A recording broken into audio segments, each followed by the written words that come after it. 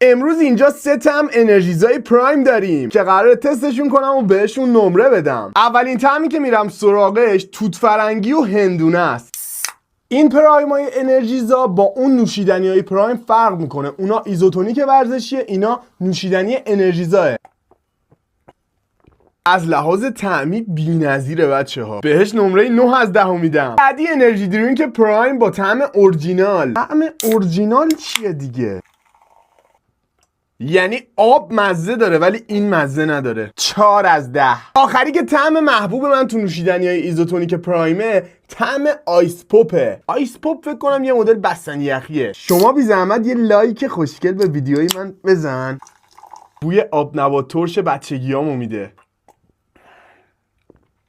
بهش نمره 10 از 10 میدم. یه ویدیوی دیگه هم داریم که با رفیق افریقاییم خوراکی‌های عجیب غریب تست میکنیم. لینکش این پایین هست.